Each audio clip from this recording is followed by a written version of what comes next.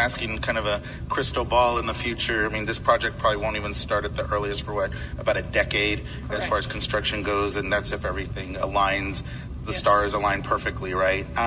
So I guess, and I survived the Central Expressway expansion, so, and that was, we all know what that was. So I guess that, we all know our last big major project. So, I think, that's what a lot of residents are going to be asking. I'll be long gone from this council, so I won't be getting all the nasty emails that some future council in a decade or so from now will be receiving. But we are impacting what our community needs.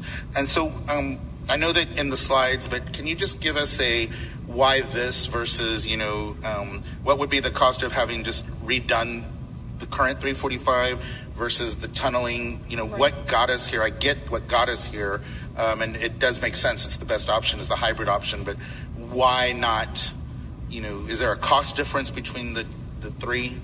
The main, for leaving it as is, obviously we're maintaining it. It's costing us more and more to maintain, so we want to come up with a plan. The depressed, severing that Good Latimer and Canton crossing of 345, that was a no-go to just about everybody we talked to, so that's why that was eliminated. The removals, the impact on the travel times, going to a boulevard, it was just going to be too impactful.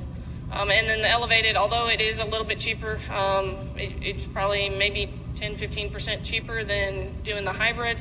You're really missing that community cohesion. At least the elevated freeway is going to continue to feel like that barrier. And so our estimate right now for the hybrid is just at $1 billion. And so each alternative was not drastic, except for, obviously, if we're going to remove it and only build a city street, that's going to be the least expensive option. And then on that one, if we removed it and just built city streets, can you tell the folks listening how that would have negatively impacted travel time? Correct. So we've got various zones, but on average in the morning, it's going to add 30 to 40% travel time as compared to if we did nothing at all. In the afternoon, it's going to go to about 40 to 50%. Obviously, it depends on where you're going and where you're coming from. That changes up and down, but 30 to 40% impact of a longer travel time as compared to if with the removal as compared to if we did nothing.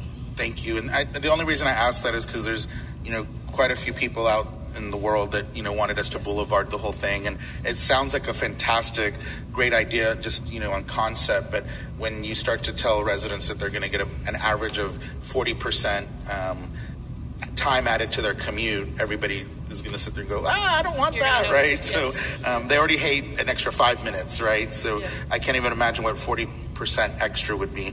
Thank you for that. And then